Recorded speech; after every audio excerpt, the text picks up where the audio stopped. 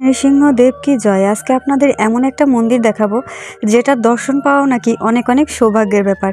আর এই মন্দিরটা হচ্ছে সেই সত্যযুগ থেকে নির্মিত হয়ে আছে এবং সেই সত্যযুগে হিরণ্যকশিপু, প্রহ্লাদ মহারাজ এবং নৃসিংহদেবের সেই কাহিনী থেকে এই মন্দিরের উৎপত্তি। তো প্রথমেই আমরা নবদ্বীপ থেকে একটা অটো ভাড়া করে নিয়েছিলাম। এখানে যাওয়ার পথে কিছু প্রভুদের সাথে পরিচিত হলাম, যারা ওনারা এসেছিলেন কলকাতা থেকে এবং কিছু এসেছিলেন আমাদের চিটাগাং থেকে। তো আমরা সকলে একই সাথে একই দিকে ছিলাম। তারপরে ওখানে আমরা নদী পার হলাম, নদী পার হয়ে মানে তারণপুর ঘাট বলে, তো ওই ঘাট পার হয়ে আমরা চলে গেলাম ওপারে। তো ওখানে গিয়ে আমরা একটা টোটো ঠিক করে নিলাম, টোটো ঠিক করে নিয়ে সেটা করে আমরা চলে গেলাম নৃসিংহপল্লীতে। এই জায়গাটার নামই নৃসিংহপল্লী, অর্থাৎ যখন হিরণ্যকশিপুকে বধ করেছিলেন নৃসিংহদেব তখন তিনি এতটা উগ্র ছিলেন যে যেখানে মানে হিরণ্যকশিপুর বাড়ি ছিল সেই জায়গা থেকে তিনি উগ্র মেজাজে মানে সেই রাখতে রাখতে এই জায়গায় এসে পৌঁছেছিলেন। এটা হচ্ছে কৃষ্ণনগরের ভিতরে। তো এই জায়গায় এসে একটা তমাল গাছ আছে, সেই গাছের উপরে বসে পুরো লাল জ্যোতি হয়ে বসেছিলেন। তো তখন ওই জায়গার যে ঘোষেরা আছে তারা প্রতিদিন ওইখানে গরুদের খেতে দিয়ে যায়। ওই জায়গাটা ছিল পুরোটা একটা জঙ্গল। তো তখন ওই গাভীরা দেখছে যে ওই গাছের উপরে কেউ একজন বসে আছে। তো তখন জিজ্ঞেস করছে যে তুমি কে এবং কেন তুমি এতটা উগ্র মেজাজে এখানে বসে আছো। সত্যযুগ যেহেতু, তখন পশু পাখি সবাই কিন্তু কথা বলতে পারে। তখন নৃসিংহদেব বলছে আমি হিরণ্যকশিপুকে বধ করে এসেছি এবং আমি কিছুতেই ঠান্ডা হচ্ছি না। তো পাশেই কিন্তু একটা পুকুর আছে, যেই পুকুরে অনেক জল ছিল, মানে একটা নদীর মতো। তো তখন সেইখান থেকে বলছে যে গরুরা যে তুমি তো এই পুকুরে নামতে পারো, নেমে তো নিজেকে ঠান্ডা করতে পারো, তাহলে তো তুমি ঠান্ডা হয়ে যাবে। কিন্তু নৃসিংহদেব বলে যে না, আমি এই জল দিয়ে ঠান্ডা হতে পারবো না। যদি আমাকে কেউ দুধ দিয়ে স্নান করায় তাহলেই আমি ঠান্ডা হব। তখন ওইখানে যত গোমাতারা ছিল সবাই বলেছিল যে ঠিক আছে, আমরা তাহলে স্নান করাবো। এবং সেই স্নান করাতে গিয়ে তারা সকলে তাদের দুগ্ধ সেই নৃসিংহদেবের উপরে অর্পণ করেন, যার ফলশ্রুতিতে এখন ওই নৃসিংহপল্লীতে কিন্তু অন্য কোনো কিছু ভোগ দেওয়া হয় না এবং অন্য কোনো কিছু দিয়ে ভগবানের অভিষেক করানো হয় না। শুধুমাত্র নৃসিংহদেবকে দুগ্ধ জাতীয় খাবার প্রদান করা হয় এবং দুধ দিয়ে এবং ডাবের জল দিয়েই অভিষেক করানো হয়। তারপরে প্রতিদিন ঘোষেরা গরু বেঁধে যায় এবং যখন গাভী বাড়িতে নিয়ে যায় দুধ দোয়াতে গেলে দেখে যে আর দুগ্ধ হয় না। তো তখন ঘোষেরা ভাবছে এই জঙ্গলে কী এমন আছে যে আমাদের গরুর দুধ সব খেয়ে নিচ্ছে। তখন ঘোষেরা রেগে ওই জঙ্গলে আগুন ধরিয়ে দেয়। তো যখন আগুন ধরিয়ে দেয় তখন এই নৃসিংহদেবের এই যে বিগ্রহ ছিল সেটা জল করে জ্বলছিল। তখন ঘোষেরা বনের ভিতরে গিয়ে দেখে যে এই বিগ্রহটা ওখানে পড়ে আছে। তো ওরা যেহেতু কুদাল দিয়ে খুঁজেছিল, তারপর অনেক কিছু করেছিল, যার কারণে নৃসিংহদেবের কিন্তু গিয়ে দেখবেন হাত, চোখ, নাক, মুখ, কান সব জায়গায় কিন্তু আঘাতের চিহ্ন আছে।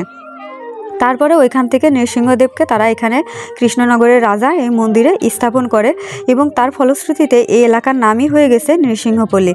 এর আগে আমরা একটা জায়গায় গিয়েছিলাম, সেই জায়গাটাকে বলে হরিহর ক্ষেত্র, অর্থাৎ হরি এবং হর একত্রে যেখানে মিলিত হয়েছে, অর্থাৎ মহাদেব এবং নারায়ণ একত্রে মিলিত হয়েছিল।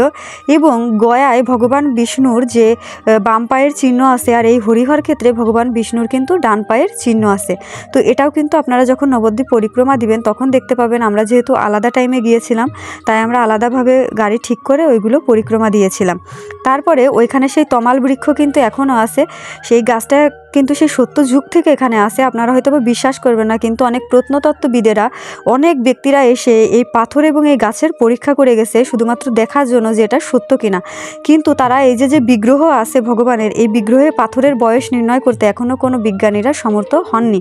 এমনকি অনেকবার অনেকে এসেছে এটা ঠিক পরীক্ষা করতে যে এটা আসলে কতদিনে আগের বা কত যুগ আগের, কিন্তু কেউ এটা বের করতে পারেনি। কিন্তু আমাদের শাস্ত্র অনুযায়ী এটা সত্য যুগেরই ঘটনা। এবং সেইখানে যে পুকুরটা আছে সেখানে হিরণ্যকশিপুকে বধ করার পর হাতে যে রক্ত ছিল সেই রক্ত নৃসিংহদেব ধুয়েছিলেন এবং ধোয়ার পরে সেখানে কিন্তু কলমি শাকের জন্ম হয়েছিল, যার কারণে আমাদের ভক্তদের কিন্তু কলমি শাক খাওয়া নিষেধ। শুধুমাত্র অন্নকূটের দিন খেতে পারে, এছাড়া খেতে পারে না। কলমি শাকের কিন্তু অনেক গুণ আছে, তার পিছনে একটা কারণ ওখানে হিরণ্যকশিপুর রক্ত থাকার কারণে ওটার ভিতরে আসরিক শক্তি যেমন আছে, আবার নৃসিংহদেবের স্পর্শ থাকার কারণে ওটার ভিতরে অনেক ভালো গুণও আছে। এই জন্য ভক্তদের বছরে একটা দিন শুধুমাত্র কলমি শাক খাওয়ার নিয়ম আছে। তো আমি নৃসিংহদেবের জন্য এখান থেকে একটা পদ্ম ফুল, যেহেতু নৃসিংহদেবের অনেক প্রিয়, এবং একটা ডাব যেটা দিয়ে অভিষেক করানো হবে ওইটা দিয়ে আমরা ওইখানে পূজা দিয়েছিলাম, প্লাস ভোগ। এখানে সব ভোগই ফল এবং মিষ্টি, এছাড়া অন্য কিছু ভোগ দেওয়া হয় না। আর আপনারা দেখতেই পাচ্ছেন এখানে দুধ দিয়ে কি সুন্দর করে অভিষেক করানো হচ্ছে। তো আমরা এমন টাইমে গিয়েছি সকালের দিকে, আমার হয়তো বা ভাগ্যটা ভালো যে আমি গিয়ে দেখি যে কেবল পূজায় বসবে। তো আমরাও সেহেতু পূজায় অংশগ্রহণ করতে পেরেছি। তারপরে ওখান থেকে নবদ্বীপের আমার যে পরিচিত যে দিদিরা ছিল, প্লাস আরও একটা আমার বান্ধবী টাইপসে ছিল, ও ছিল। তো সবাই ওখানে এসেছিল, ওরা ওখানে দেখা হয়েছিল। প্লাস সুস্মিতা নামে একটা মেয়ে ছিল যে আমাদেরকে পুরো নবদ্বীপটা পরিক্রমা করতে সাহায্য করেছে, কারণ ওর বাড়ি হচ্ছে নবদ্বীপে। ওর সাথে থেকে আমাদের পুরো এলাকাটা একদম ঘুরিয়ে দেখিয়েছে, প্লাস ওই যে মন্দিরগুলো আছে সেগুলো দর্শন করিয়েছে। তো এখানে এই মন্দিরে শুধুমাত্র যে ভক্তরা আসে বা ইসকন ভক্তরা আসে তা কিন্তু না, আপনি বিশ্বাস করবেন না এখানে যে কত দূর দূরান্ত থেকে লোক আসে। এমনকি আমি অনেককে দেখলাম অসুস্থ গাড়িতে করে বা অ্যাম্বুলেন্সে করে এখানে নিয়ে এসে তাদেরকে পূজা দেওয়ানো হচ্ছে। অনেকে আছে, ম্যাক্সিমাম দেখলাম যে তাদের মানস পূর্ণ হয়েছে, তারা সেই মানসিক দিতে এসেছে ম্যাক্সিমাম লোকেরা, তো ভক্তেরা। তার একটাই কারণ, এই মন্দির এখনও এতটাই জাগ্রত যে এই মন্দিরে যে নাকি যেটা চায় বা যেটা বলে সেটাই নাকি এখনও ফলে যায়। আর ওখানে যে তমাল বৃক্ষটা আছে, ওই বৃক্ষে যেটা নাকি মনস্কামনা করে বাঁধা হয় সেটাই নাকি পরিপূর্ণ হয়। সেটা আপনারা হয়তোবা এটা গল্প কাহিনী মনে হতে পারে, যারা নৃসিংহপল্লীতে গিয়েছেন তারা এটা বুঝতে পারবেন।